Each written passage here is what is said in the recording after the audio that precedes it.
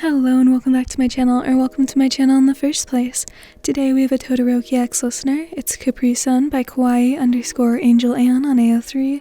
The link will be in the description, and let's go ahead and get into it. It isn't like this is the first time Todoroki Shoto had seen you before. In fact, this has to be the third or fourth time he had seen you, sitting in the same spot by that open window. It wasn't like he was stalking you or anything. It was just a mere coincidence that you happened to be in the library the same days he was there. Now, normally when he leaves the library to go back to his dorm or grab a bite to eat, he would simply pack away all his books and laptop in silence. After all, silence is the first and most important rule one is required to follow in a library. While the head librarian is okay with students snacking away, or even being a day or two late in returning due books, there is one thing they could not tolerate: unnecessary noise. Drop a book, stern glare, whispering to borrow a pencil, harsh shushing. Anyways, to repeat, he would simply get up, get his stuff, and get out. Sweet and simple. However, today, something catches his eye as he passes by the seat near the windowsill. Judging by the empty faux wood chair and the backpack slouched in an unseemly posture on the chair next to it, you probably left to go to the bathroom or to get another book.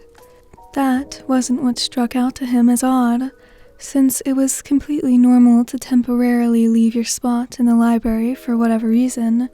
And no, there was no sarcasm in that statement, as much as it would have seemed to be. What made him pause in his tracks was the empty, flattened Capri-sun juice pouch, jutting out halfway from inside whatever book you were reading. He takes a moment to look at the book cover.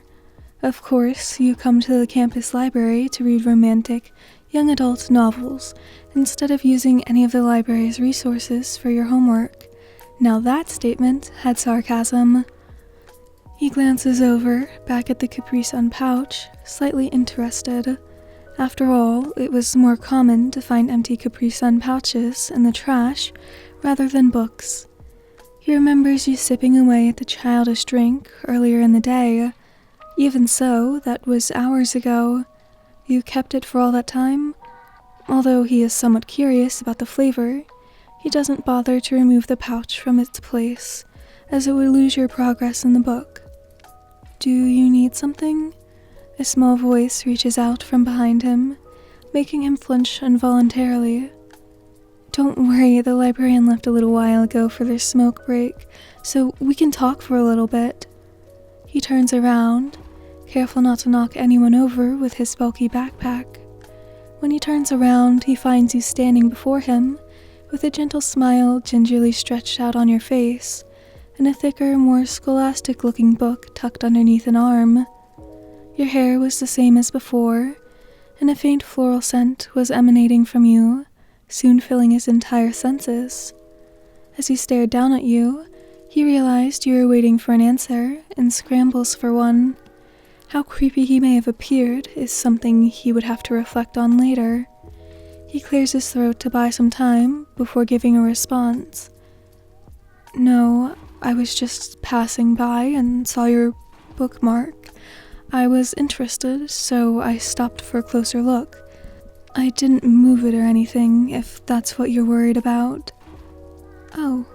You gently placed the book you were carrying in your arm in your bag before continuing.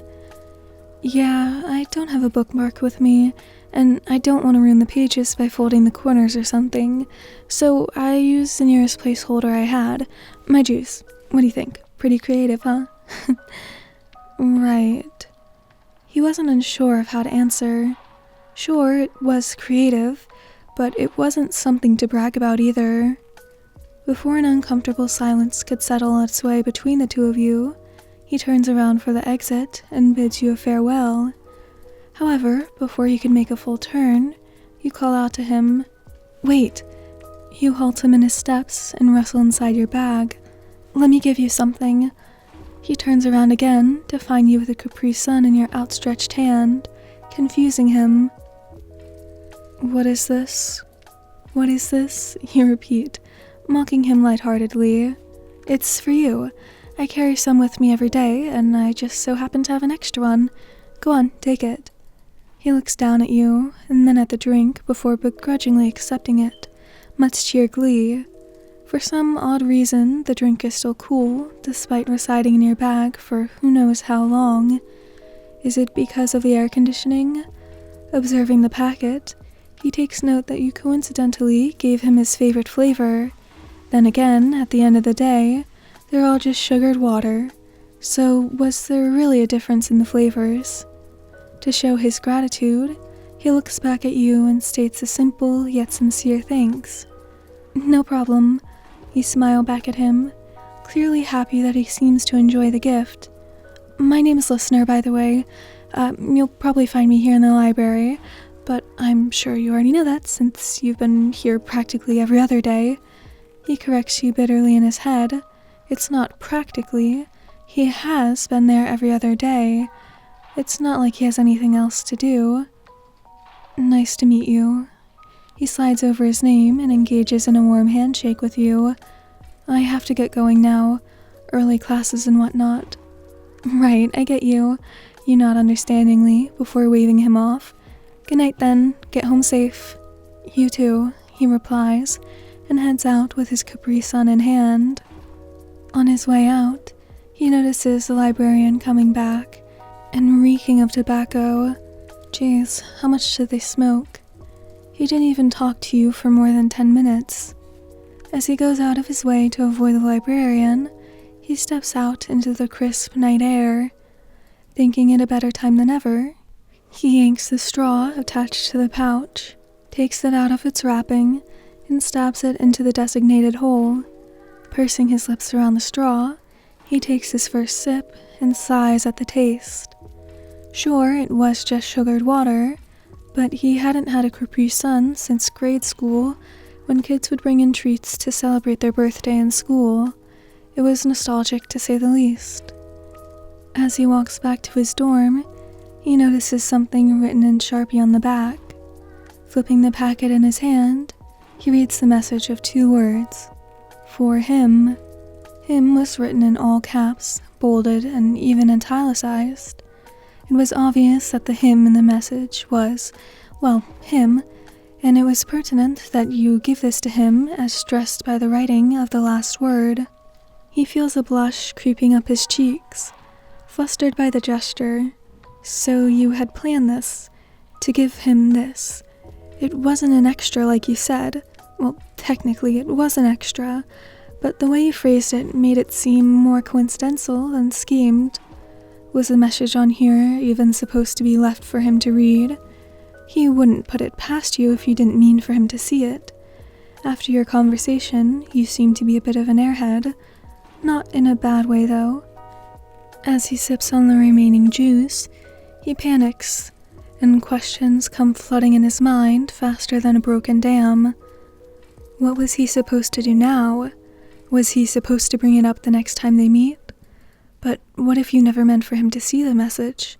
The last thing he would want to do is embarrass you. Was this even a sign for anything? Did this mean you were into him? Did you somehow know his favorite flavor and decided to give him one to him? How would you even have known? Even his roommate didn't know, as it was meaningless information. He stops walking to exhale, hopefully releasing the questions into the night, along with his breath. He was overthinking again, a terrible habit he developed, causing terrible consequences. The Capri Sun was nothing more than a simple gift, or so he concludes. He repeats to himself that it didn't mean anything, and that it was just a kind gesture. Maybe the note wasn't even referring to him. Maybe it was just you using the juice pack as a post-it note. Yes, that had to be it. Finishing the drink, he thinks to throw it away in a nearby trash can before pausing. Although it was pointless and even weird, he decides to keep the Capri Sun, stowing it away in some spare pocket of his bag. He may have concluded that the Capri Sun wasn't anything more than a gift of chance, but he somehow still attached some sentimental value to the empty packet. Although it was barely the first month of college, His seemingly cold and reserved exterior steered most from befriending him, save his roommate and his handful of friends. He didn't mean to appear that way on purpose.